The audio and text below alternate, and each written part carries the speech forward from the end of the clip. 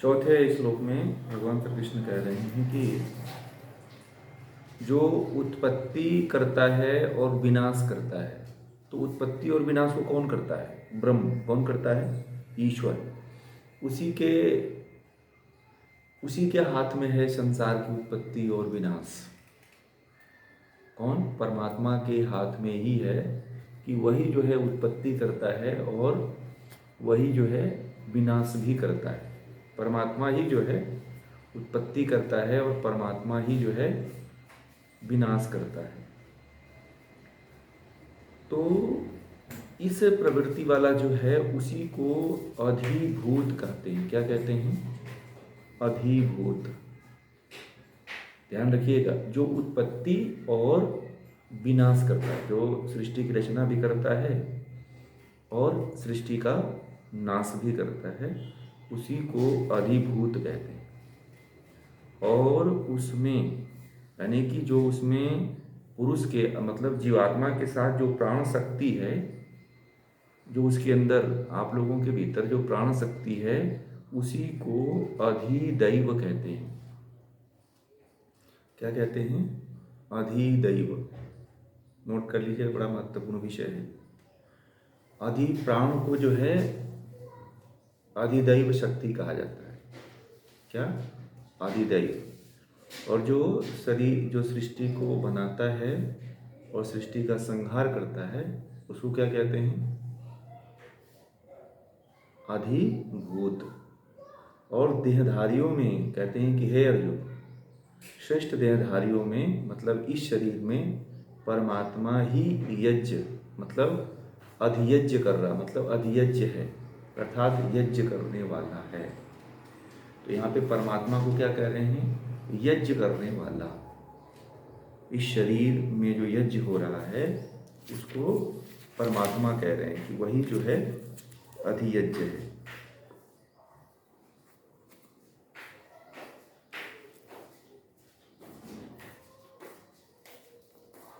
आठवें अध्याय का 4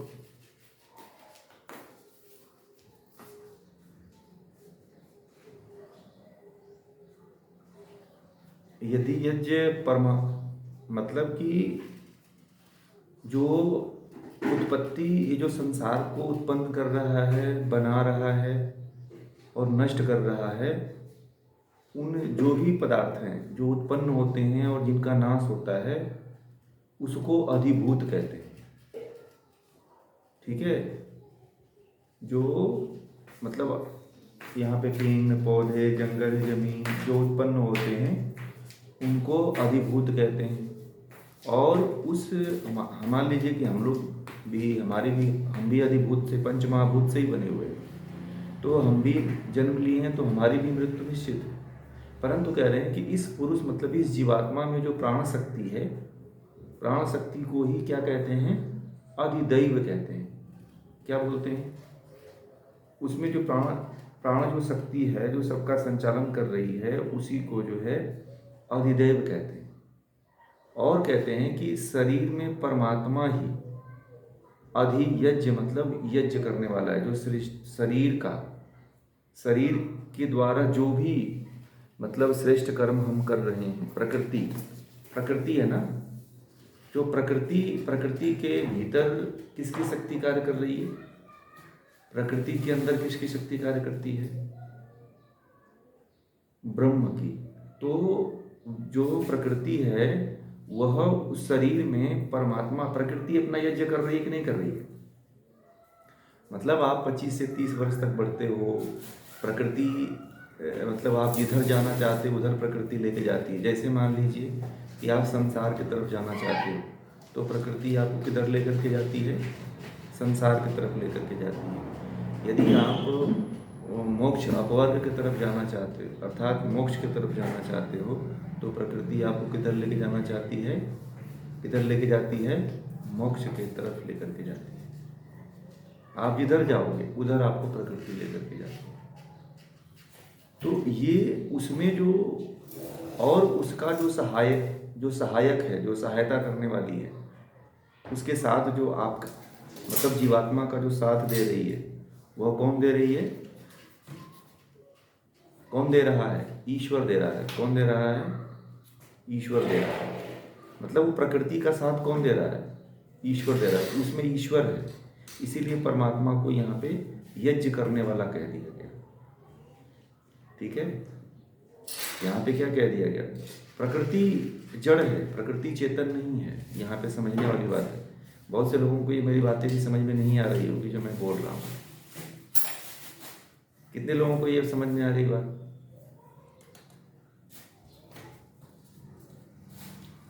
और जिनको नहीं समझ में आया बताइए, कहाँ नहीं समझ में आया आप लोगों को? आशुतोष जी और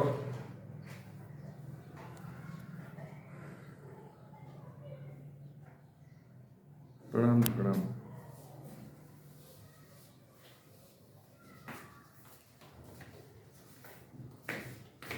नहीं, अभी भूत जो है पंच महाभूत हैं, जो जिनका जो उत्पन्न होते हैं और नष्ट हो जाते हैं। ठीक है, प्रकृति। ठीक, और यहाँ पे जो पुरुष मतलब जीवात्मा, जीवात्मा में जो प्राण शक्ति है वह उसको नहीं नहीं, यहाँ पे प्राण शक्ति आप समझिएगा, प्राण शक्ति का अस्तित्व एकदम अलग है। ठीक है, प्राण शक्ति वो भी ब्रह्म की ही शक्ति है, परंतु उसका अस्तित्व अलग रहता है, वह स्वतंत्र है। ठीक है, यहाँ पे प्राण शक्ति को कहा गया है। किसको? प्राण शक्ति को। और यहाँ पे जो है, जो शरीर, जो प्रकृति है, यज्ञ करने वाला है उसमें। मतलब अब आप इसको ये भी कह सकते हो कि जो उसमें प्रकृति के भीतर जो तत्व है ना, प्रकृति के भीतर, प्रकृति जिसके कारण गति कर रही है, जिसके कारण प्रकृति में गति उत्पन्न हो रही है, यहाँ पे वह ब्रह्म है। जीवात्मा तो अपनी निष्क्रिय अवस्था में पड़ी हुई है, जीवात्मा को भी ज्ञान नहीं है। जीवात्मा को जब ज्ञान होता है तब ये बात पता चलती है कि ये सारा कार्य जो है, मैं अब जैसे कि ये प्रकृति है ना, तो प्रकृति का दो तरह से आप भोग करता है इंसान। एक तो भोग के लिए भोग करता है और एक मोक्ष के लिए भोग करता है। मोक्ष की तरफ जाने के लिए करता है और एक भोग के लिए करता है।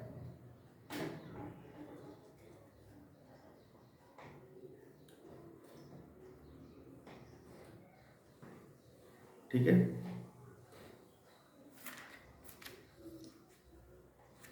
चलिए।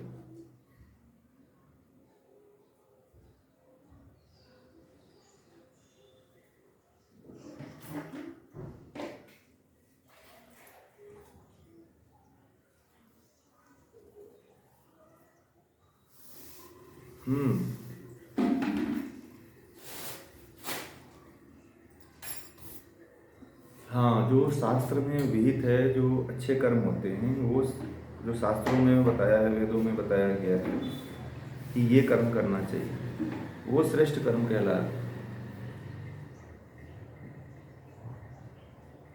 उसको यज्ञ नहीं कहा गया है। अब प्रकृति दो तरह से काम करती है। प्रकृति अच्छा भी काम करती है और बुरा भी काम करती है। तो आप उसको यज्ञ नहीं कह सकते हो।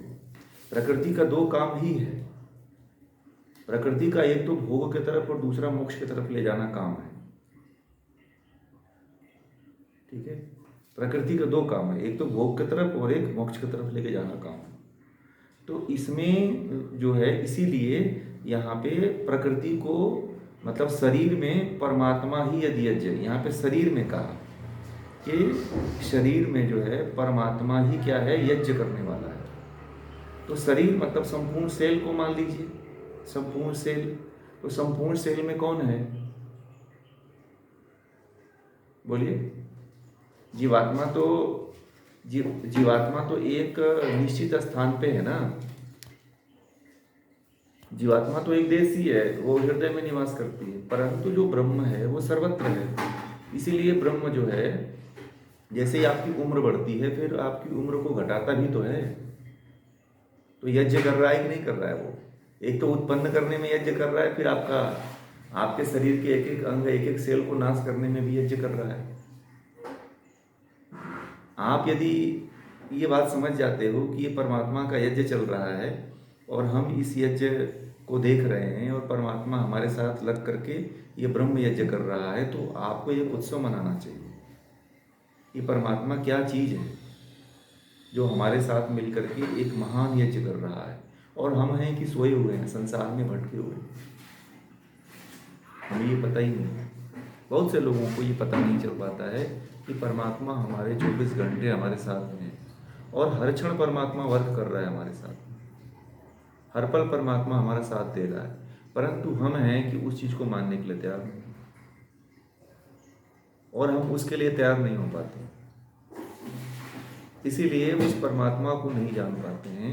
बहुत से लोग जो है, आज हमारी चर्चा हो रही थी, बहुत से लोग जो है मूल परमात्मा तक नहीं पहुंच पाते, बहुत मतलब अधूरे में ही वह रह जाते हैं, मतलब असली ब्रह्म तक नहीं पहुंच पाते हैं। वह जो है, जो शारीरिक धरातल पे जो उनको दिखाई देता है, उसी को अपना सब कुछ मान करके उनका अस्तित्व खत्म हो जाता है, बाकी और वो ऊंचाइयों पे नहीं जा पाते। जो वास्तविक है, जो परमात्मा है, उस परमात्मा को पूरी तरह से अनुभूत नहीं कर पाते हैं, साक्षात्कार नहीं कर पाते हैं, ये होता है। ठीक है, आगे कह रहे हैं कि 5वें श्लोक में कि जो पुरुष अंत काल में मृत्यु के समय में मुझको अर्थात परमात्मा को ही स्मरण करता हुआ शरीर का त्याग करता है, वह मेरे ही स्वरूप को प्राप्त होता है, इसमें संशय नहीं है। मतलब कि जो व्यक्ति मरते समय में परमात्मा का ही चिंतन करता है, वो परमात्मा को प्राप्त होता है, इसमें कोई दो राय नहीं। परंतु ये बात आप लोग भूल जाइएगा कि हम चलो जीवन भर मजे ले रहे हैं, जब मरेंगे तो पूरा रिहर्सल कर लेंगे। ठीक है, हाँ, राम राम बोल देंगे, अपने लड़के का नाम रख लेते हैं नारायण, और मुंह से निकल जाएगा नारायण और मुक्त हो जाएंगे। तो परमात्मा भी समझता है कि ये बहुत चालाक आदमी है, जीवन भर तो ऐसा ऐसा राम किया और मरते समय मेरा नाम ले रहा है, तो इसके जैसा तो कोई फोकस चालाक हम भी नहीं है। तो परमात्मा भी आपकी धोखाधड़ी को समझता है। ठीक है, इसलिए ईमानदारी पूर्वक जीवन जीना चाहिए, धोखा वाला, छल कपट वाला नहीं जीवन होना चाहिए। आप देखो, लोग परमात्मा के साथ भी छल कपट करते हैं, इंसान को तो छोड़ दीजिए। बड़े मजे की बात बता लोग जो है भगवान से भी छल कपट करते हैं।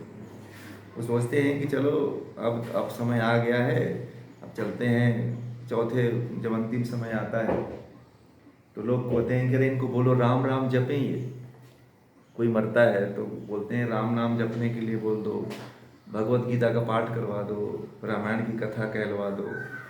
तो परमात्मा भी कहते हैं कि यही सब बड़े चालाक हैं, हम तो मूर्ख हैं, कि जो जीवन भर तो इसने मुझे याद नहीं किया, अब ये जो मरते समय मर रहा है तो मुझे याद कर रहा है, जब सुख में था तो मुझे याद ही नहीं किया, और दुख में क्या कर रहा है, मुझे याद कर रहा है। तो परमात्मा ऐसे लोगों को कठोर दंड देता है, कहता है कि इसको तो फिर कठोर से कठोरतम दंड दो। ठीक है, देखिए, आप दुनिया को धोखा दे सकते हो, ईश्वर को कभी धोखा नहीं दे सकते, क्योंकि हर एक सेकेंड की रिकॉर्डिंग उसके पास है कि नहीं है। आप कैमरे के सामने जाते हो तो अपने आप को एकदम अलर्ट कर लेते हो कि मुझे कोई ऐसा काम नहीं करना है कि उसमें मतलब कि वीडियो रिकॉर्डिंग हो जाए। आप जब तक कैमरे के सामने रहते हो तब तक बहुत अच्छा व्यवहार करते हो, और जब कैमरे से हटते हो तो पहले वाली स्थिति में आ जाते हो। ठीक है, ये तो परमात्मा के साथ छल है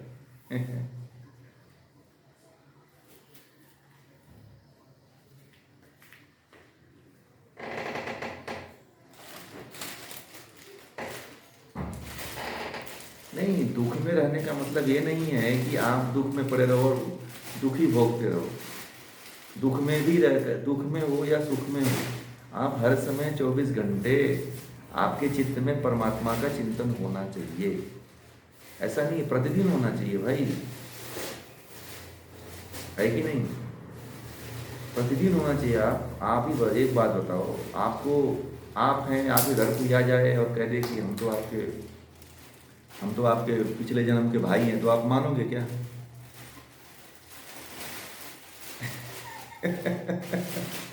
है ना? नहीं है तो यही बात है, फिर वहाँ पे भी तो वहाँ पे भी वही बात है। तो इसीलिए जो है, जहाँ जाना है वहाँ से कनेक्शन पहले से जोड़ के रखा जाता है। बात समझ में आ गई? परमात्मा के पास पहुँचना है तो परमात्मा से कनेक्शन जोड़ के रखिए।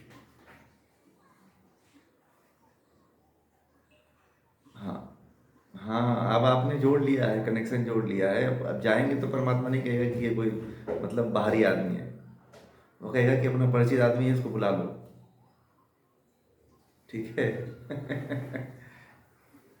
वो कहेगा कि ये बंदा जो है हमारे ज्ञान को ग्रहण करता था, इसको बुला लो, ये काम का है। ठीक है। और जैसे मान लो कहीं जाते हो तो परिचय नहीं होता है, तो फिर आपको वहाँ एंट्री नहीं होती है, परिचय वाले की एंट्री होती है। उसी तरह से परमात्मा के यहाँ जाओगे तो फिर कहेगा कि भाई ये तो इसका तो हमारा हमसे परिचय ही नहीं है, इसको बाहर करो, इसको पास मत दो, इसको आउट करो। ठीक है। वैसे ही आप भी परिचय पहले से बना के रखिए परमात्मा से कि वहाँ जाना है। भाई जाएंगे तो कहेंगे हाँ इनको जानते हैं, इनको आने दो। ऐसा होता है कि नहीं होता है? तो इसी तरह से ईश्वर के यहाँ भी है, यदि वहाँ तक जाना है तो आपको कनेक्शन तो बना के रखना पड़ेगा, पहले से बना के रखना पड़ेगा। ठीक है। इसीलिए जो राम नाम जप की बात कही है या ईश्वर के चिंतन की बात कही है कि मरते समय यदि आप परमात्मा का नाम ले लोगे तो उसको प्राप्त हो जाओगे, तो ये छल अपने अंदर मत पालिए आप लोग कि उस समय हम ले लेंगे। ठीक है। उस समय लेने से परमात्मा भी समझता है कि बहुत चालाक है, इस बात को समझ लीजिएगा सभी लोग। तो परमात्मा भी कहता है कि ये अवसर आदमी आता है, और ये अवसर वाला आदमी है, जब इसको काम होता है तभी फोन करता है। ठीक है। जैसे मान लीजिए आप लोग हो, तो आप लोगों को भी जैसे मान लीजिए कोई कभी फ़ोन करता ही नहीं है, अचानक कोई बहुत दिनों बाद आपको याद कर लेता है, और वो भी बाद में पता चलता है कि ये तो इसको कुछ काम था इसलिए फ़ोन किया था, तो फिर क्या कहते हो आप लोग? फिर कहते हो कि नहीं इसको बाहर करो यार, ये जब ये काम पड़ता है ना तभी ये मुझे याद करता है बस। तो उसकी आप सुनते ही नहीं हो। इसी तरह परमात्मा के साथ भी है, परमात्मा को हर समय याद करो तो परमात्मा आपको याद करेगा, बुलाएगा आपको, इनविटेशन देगा आपको, निमंत्रण देगा कि आ जाओ, आपको जाने के लिए पास दे देगा कि इसको पास दे दो ये एंट्री कर जाए। ठीक है। पास लेना है तो कनेक्शन बना के रखना पड़ेगा। ठीक है। हाँ, आगे कहते हैं कि यम यम वापी स्मरम भावम त्यजत्यंते कलेवरम तम तमे वैति कौन्तेय सदा तदभावा भावित। कहते हैं कि हे अर्जुन, शरीर छोड़ने के समय जीवात्मा जिस जिस भाव मतलब विचार को स्मरण करता हुआ जाता है, उस भाव को ही प्राप्त होता है। देखिए कितनी अच्छी बात कह दिया यहाँ पे। और ये तो चलो नाम स्मरण की बात आ गई, और मरते हुए अगर आपके मन में ये भाव आया कि मैंने तो लंदन नहीं घूमा, मैंने तो जोमेटो का जो है पिज्ज़ा बर्गर नहीं खाया, तो या फिर मैं तो यहाँ नहीं घूम पाया, मैं तो ये नहीं कर पाया, मैं तो ये फलाना चीज़ नहीं कर पाया, मैं तो वो नहीं कर पाया, यदि ये भाव आपके मन में आ जाता है, जो जिस जिस भाव को लेकर के आप मरते हो उसी को प्राप्त होते हैं। यदि आप परमात्मा के भाव को लेकर के मरोगे तो परमात्मा को प्राप्त हो जाओगे। तो भाव का भी बड़ा फर्क होता है, भाव का बड़ा प्रभाव पड़ता है। इसलिए हमेशा अपने चित्त में अच्छे भाव को रखा करें। ठीक है। और देखिए एक दिन रखने से नहीं होता है। ठीक है। मुंह में राम बगल में छुरी। ठीक है। अब मुंह में राम राम बोल रहे हो, बगल में छुरी रखे हो कि जब मौका मिले इसको मारे। ठीक है। नहीं, आपको भाव जैसा अभी भाव है वैसा ही बाद में भी भाव रखना है। बात समझ में आ रही है? भाव आपका ये, और ये भी मत सोचिए कि चलो हम जब मरेंगे तब अच्छा भाव कर लेंगे, तो ये कभी आता भी नहीं है। ठीक है, ऐसा कभी आता भी नहीं है, आपका भाव अच्छा होता ही नहीं है। एक कहानी बताता हूँ तो शायद आप लोगों को समझ में आ जाए।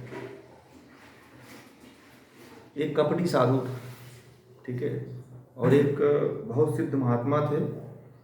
तो एक सिद्ध महात्मा थे, जब उनका प्राण निकला, पौराणिक कथा है, कितनी वास्तविकता है, मैं केवल एक दृष्टांत देने के लिए कह रहा हूँ आप लोगों को।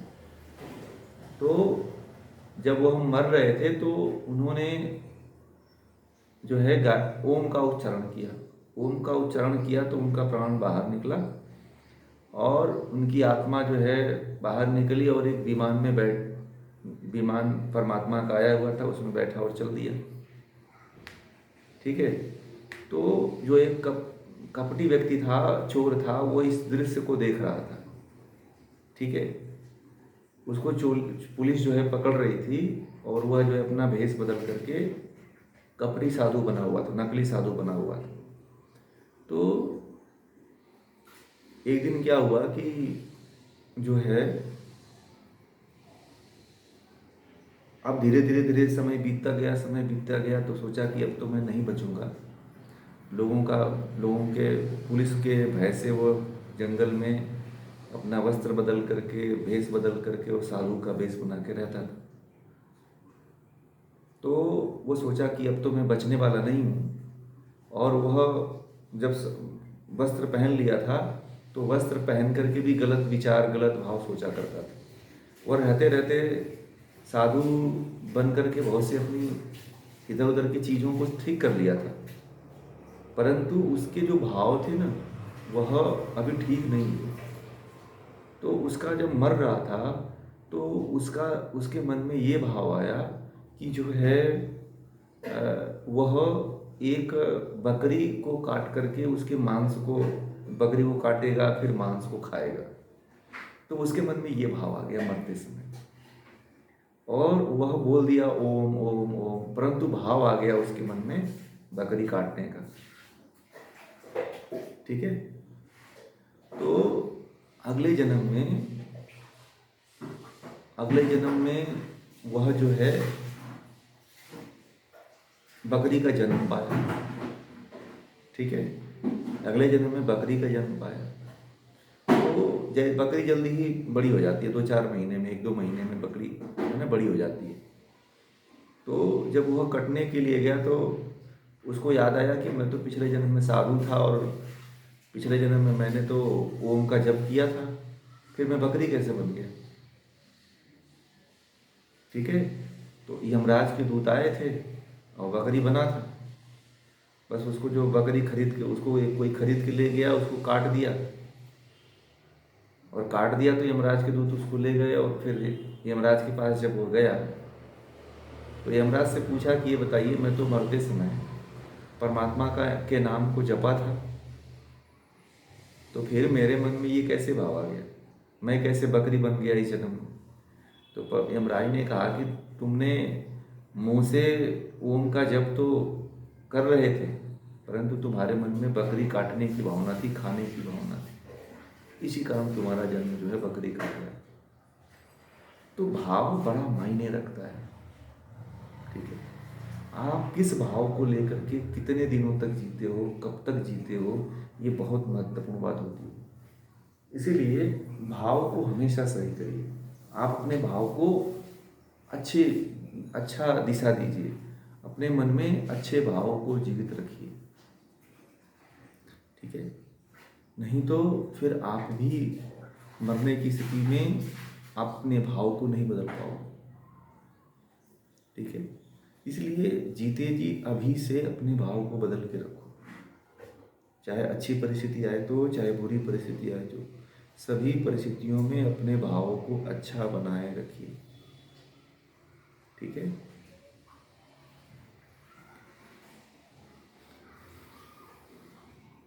तस्मात् सर्वेषु कालेषु माम नुस्मरः युध्य च मयि अर्पित मनोबुद्धिर मामे वैश्यस्य संशय। आगे कहते हैं कि इसलिए है अर्जुन, युद्ध करते समय सदा परमात्मा का स्मरण करता रहे। भगवान श्री कृष्ण ने उसे बहुत महत्वपूर्ण ज्ञान दे दिया। कह रहे हैं कि तुम युद्ध जब करो तो उस समय परमात्मा का स्मरण करते रहो, ईश्वर का चिंतन करते रहो। जब तू अपना मन और बुद्धि परमात्मा में अर्पण कर देगा तो मेरे ही मतलब उस परमात्मा के स्वरूप को तू प्राप्त हो जाएगा, इसमें कोई संशय नहीं। बहुत अच्छी बात कहा है कि तू युद्ध कर रहा है तो क्या कर, तुम अपने युद्ध करते हुए सदा तू मेरा स्मरण करता रहे, परमात्मा के गुण कर्म स्वभाव का चिंतन किया कर। क्या कर, जब तू युद्ध कर तो परमात्मा के गुण कर्म स्वभाव का चिंतन करता रहे। ठीक है, यदि तू ऐसे युद्ध कर रहा है, मेरा तू स्मरण करते हुए, ईश्वर का स्मरण करते हुए तू यदि युद्ध करेगा और तेरा जो मन और बुद्धि है तू मेरे प्रति मतलब परमात्मा के प्रति तू स्मरण कर दे, अर्पण कर देगा, समर्पण कर देगा, तो यदि तू युद्ध में हारेगा या जीतेगा ये तो फिक्स ही है कि तू मुझे ही प्राप्त हो जाएगा, अर्थात तू परमात्मा को प्राप्त हो जाएगा। ठीक है, इसलिए जब भी कार्य करिए, कहा जाता है ना कि कोई कार्य करिए तो परमात्मा के गुण कर्म स्वभाव का चिंतन करते रहो कि परमात्मा कितना न्यायकारी है, परमात्मा सर्वश्रेष्ठ है, परमात्मा दयालु है, दया करता है, परमात्मा सबके ऊपर करुणा करता है, परमात्मा सबके साथ जो है न्याय करता है। इस तरह के भावों को अपने मन में दोहराया करिए कि परमात्मा सर्वशक्तिमान है, परमात्मा से ज़्यादा कोई शक्तिशाली नहीं है। इस तरह के भावों को अपने भीतर जिंदा रखिए हर समय। और बड़े मज़े की बात है कि लोग जो है कभी कभी परमात्मा के जो है गुण कर्म स्वभाव का चिंतन कर पाते हैं। मुझे तो नहीं लगता है कि कोई करता है। उसको सामने जो दिखाई देता है बस उसी के गुण कर्म स्वभाव का वो चिंतन करता है, उसके बाद वो नहीं करता। जब उसे कष्ट होता है, जब उसे कोई पीड़ा होती है, जब या दूर से कोई समस्या होती है तभी करता है, उसके बाद तो वो करता ही नहीं। इसलिए ईश्वर के गुण कर्म स्वभाव का चिंतन आप कोई भी काम करते हो। जैसे कबीरदास जी थे, तो कबीरदास जी जब कपड़ा बुनते थे ना तो कपड़ा बुनते हुए ही वो परमात्मा का भजन किया करते थे, परमात्मा का चिंतन किया करते थे, परमात्मा का स्मरण किया करते थे। तो ऐसे आप भी कर सकते हैं। आप ये मत समझिए कि हम गृहस्थ में हो चुके हैं, हमारा समय चला गया है, बुढ़ापा आ गया है, चाहे ऐसी स्थिति आ गई, ऐसा नहीं है। आप किसी भी परिस्थिति में हो परमात्मा का चिंतन करते रहो। कोई भी कठिन से कठिन कोई समस्या आती है, कोई बुराई आती, कोई आपके मन में ऐसे तनाव या कोई चित्त की वृत्ति विकृत हो जाती है, तो उस समय भी या कोई बड़ा से बड़ा काम कर रहे हो या छोटा से छोटा काम कर रहे हो, या आप चल रहे हो या किसी से बात कर रहे हो, तो उसका चिंतन मनन और पूरा का पूरा ध्यान उस परमात्मा की तरफ ही होना चाहिए। ऐसा करके देखो आप। अगर ऐसा करते हैं तो इसमें संशय नहीं है कि आप परमात्मा को नहीं प्राप्त कर पाओगे। अपने काम के साथ परमात्मा को जोड़ लो, फिर काम छूटेगा ही नहीं। बहुत लोग कहते हैं कि अब तो मैं काम करता हूँ, मुझे ये करना पड़ता है, मुझे ऐसा करना पड़ता है, मुझे वैसा करना पड़ता है, मुझसे परमात्मा का चिंतन नहीं हो पाता। बोलते हैं ना लोग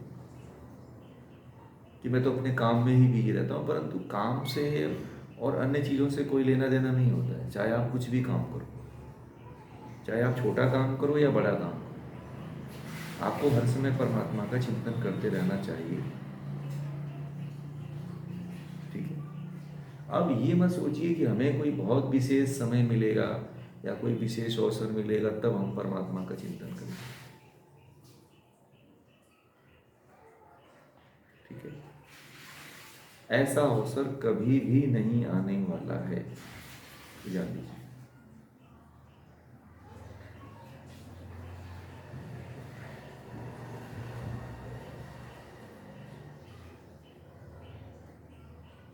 ठीक है, कि आपको कोई विशेष अवसर आपको दिया जाए, स्पेशल अवसर दिया जाए कि जिस समय आप जो है आप परमात्मा का बैठ के चिंतन कर लोगे। नहीं, जीवन सीमित है, आपको कर्म भी करना है, पैसा भी कमाना है, बच्चे भी देखने हैं, परिवार भी चलाना है, सब कुछ करना है, तो आपको सब कुछ देखते हुए ही करना पड़ेगा।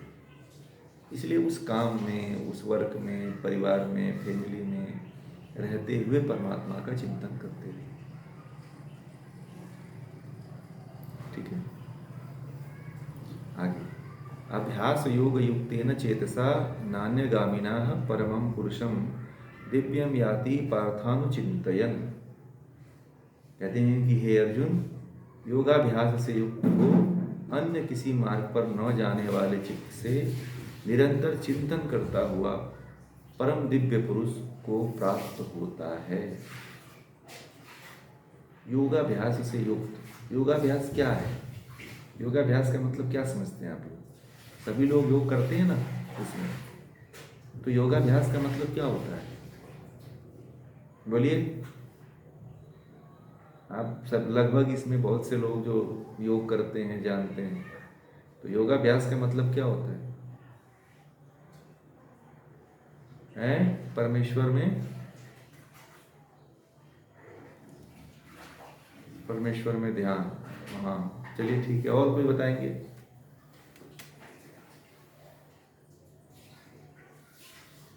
ये योगाभ्यास है। आत्मा परमात्मा का मिलन कहाँ होता है?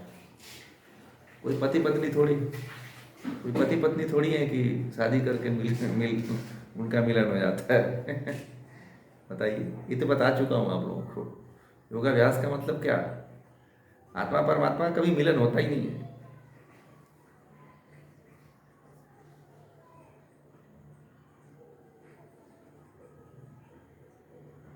परमात्मा तो आपके शरीर में है ही है, कहाँ जोड़ोगे आप? हर एक सेल में है भाई, सर्वव्यापक है परमात्मा। आप कहाँ जोड़ेंगे बताइए? परमात्मा पहले से ही सब संपूर्ण सृष्टि एक एक कण कण में है, आपके एक एक सेल में है। कहाँ? हाँ, योगाभ्यास समाधि यानी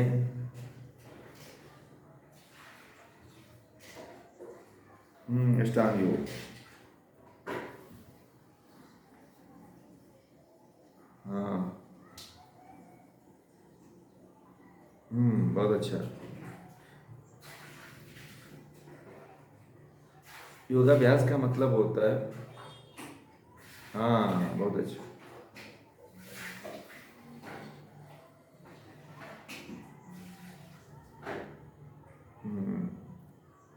अब समझ में आ गया योगाभ्यास का मतलब क्या है? योग का अर्थ होता है, मैंने पहले बताया था, समाधि। क्या होता है? योग का अर्थ होता है समाधि।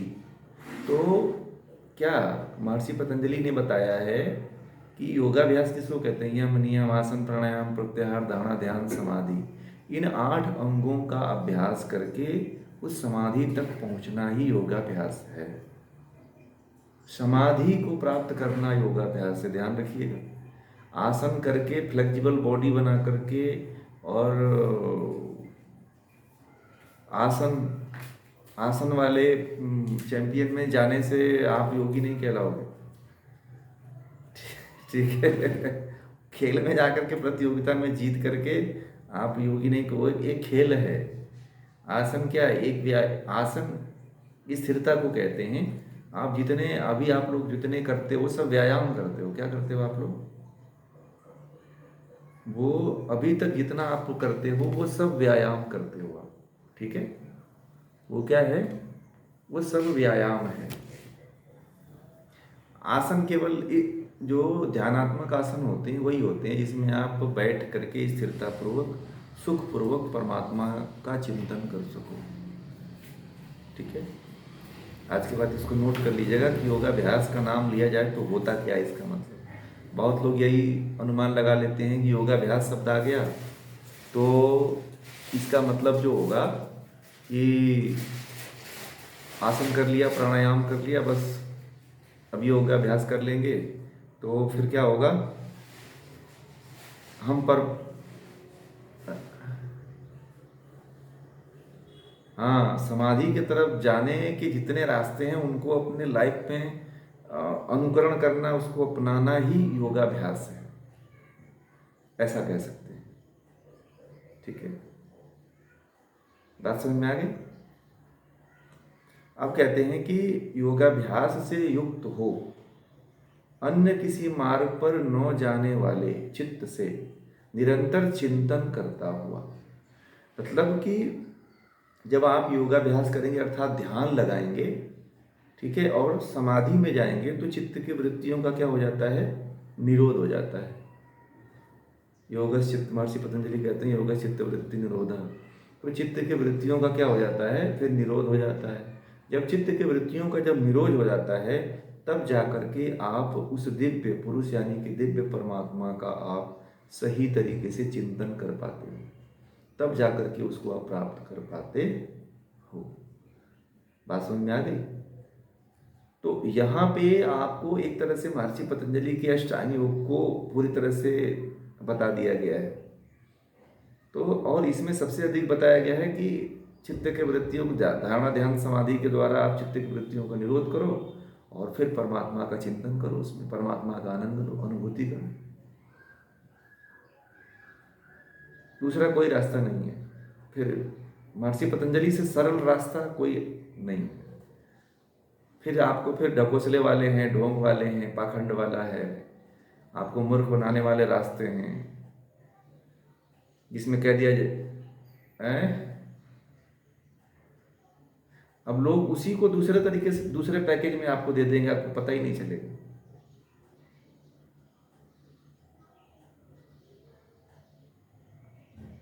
हठयोग का काम है आपको राजयोग तक पहुंचाना। हठयोग का काम केवल इतना है, राजयोग तक पहुंचाना, मतलब कि वो संप्रजात समाधि तक आपको पहुंचा देगा। फिर असंप्रजात समाधि से साधना तो करनी पड़ेगी पहुंचने के लिए। हाँ बोलिए बोलिए कृष्णा जी।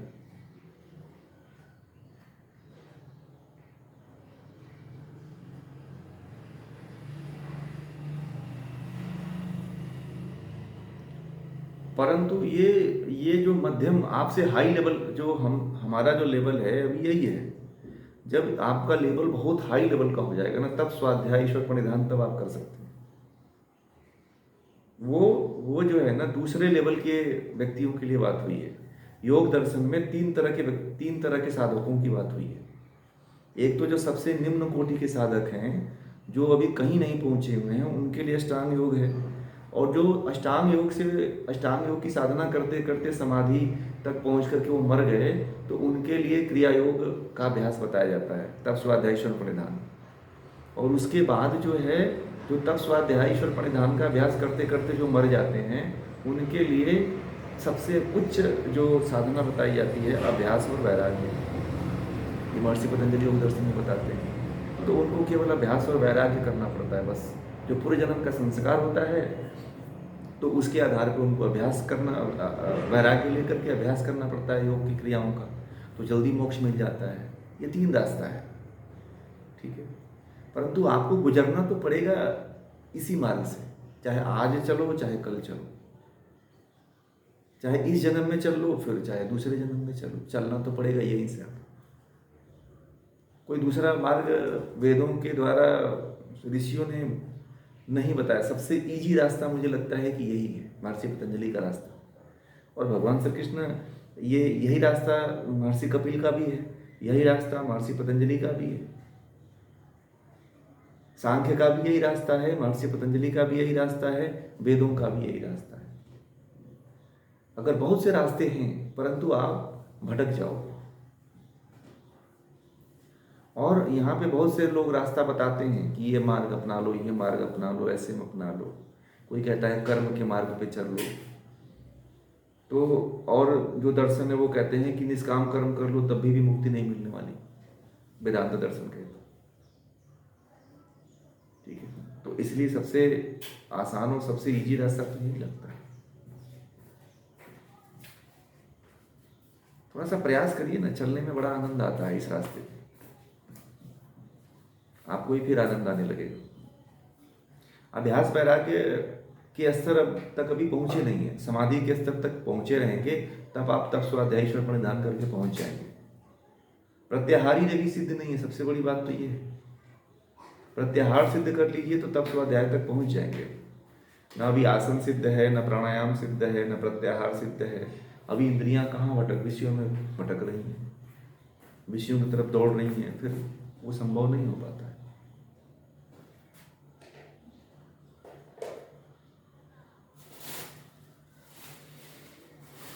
ध्यान लगाने की सही विधि को भगवान श्री कृष्ण ने गीता में पीछे वाले अध्याय में बता चुके हैं कि आप जो है किसी आसन का चयन करिए और नासिका के अग्रभाग को देखते रहिए, परमात्मा का चिंतन करते रहिए। ध्यान की सबसे उत्तम विधि, तो इसका भी अभ्यास कर सकते हो गीता के अनुसार। बाकी अब आपको ध्यान लगाना है, ध्यान के मार्ग में चलना है, तो थोड़ा आइए आप हमारे साथ में, फिर समय दीजिए कुछ दिन तक, फिर आपको ध्यान लगे, ज्ञान अर्जित करिए। महर्षि पतंजलि का जो सबसे अच्छा रास्ता है अष्टांग योग, अष्टांग योग से बेस्ट कुछ रास्ता है ही नहीं। आप इस रास्ते पे चलिए, ध्यान लग जाएगा। यम नियम, आसन प्राणायाम प्रत्याहार धारणा ध्यान समाधि, इसमें आप चलिए, यम नियम का पालन पहले करिए, फिर कुछ आसन सीख लीजिए, एक आध बैठ पद्मासन, सिद्धासन, सुखासन, स्वस्तिकासन, ये सब बैठने वाले आसन है, इसको सीखिए, इसका अभ्यास करिए 1-2 घंटे तक, है ना।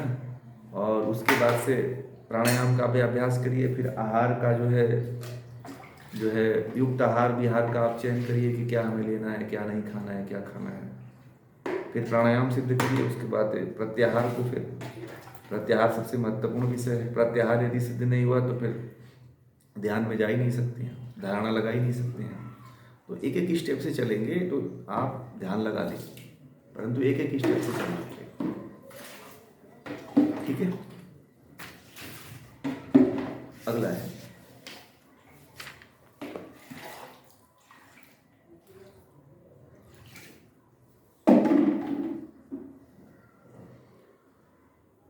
कविम पुराण मनुशासिता रमणो रमणीया समनुस्मरेतः सर्वस्य धातारं चिन्त्य रूपमादित्य वर्ण तमसः परस्तात।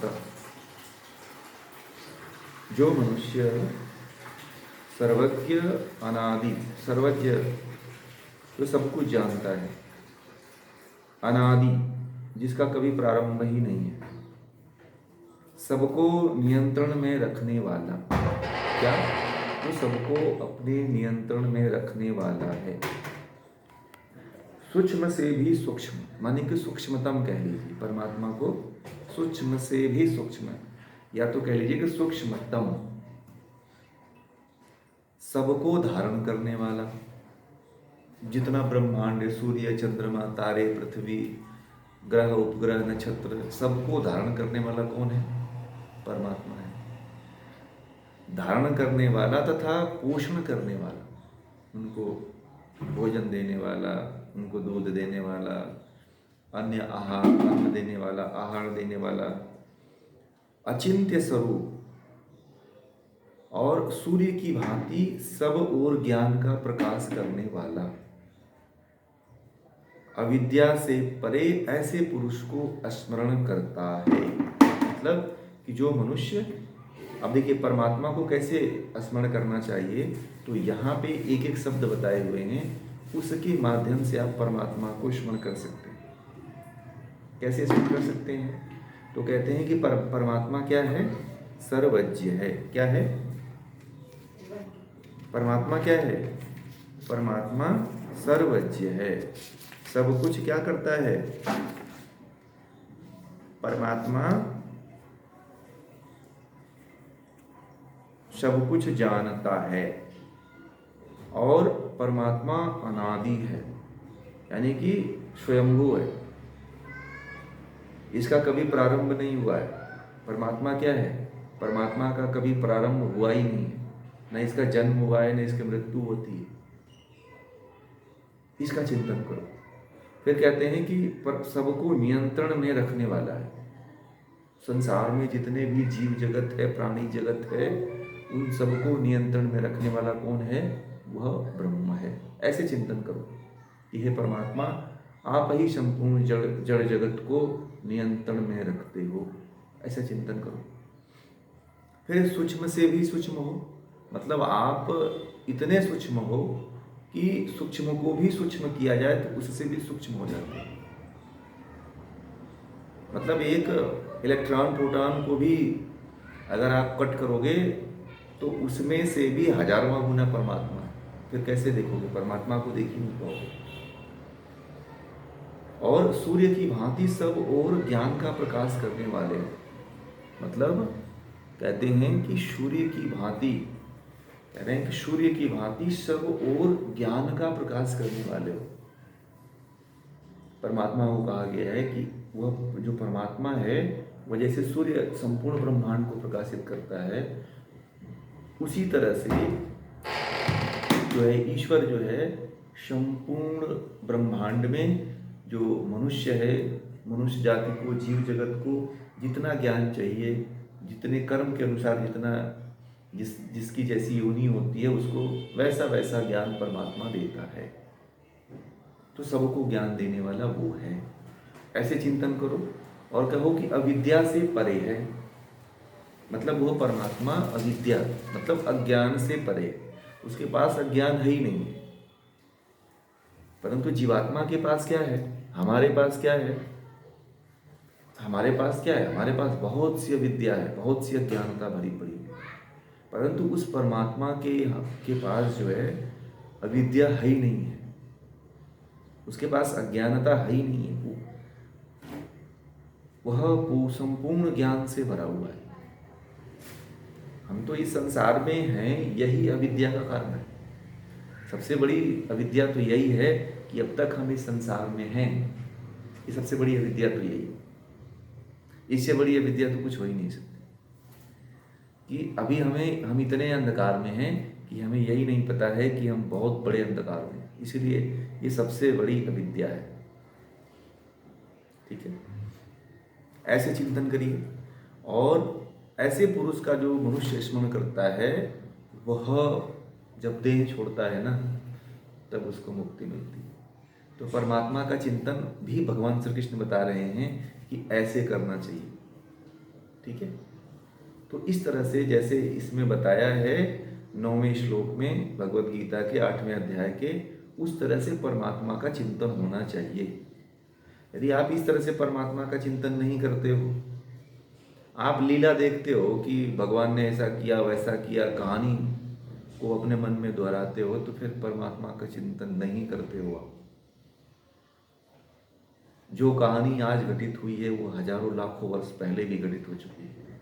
जिस कहानी को, किस्से को आप याद करके परमात्मा को भूल रहे हो, वैसी हजारों कहानियां बीत चुकी हैं, आपको नहीं पता है। वैसे हजारों महापुरुष उत्पन्न हो चुके हैं और उन्होंने अपनी जीवन लीला यहाँ पे की और जीवन लीला समाप्त करके चले गए।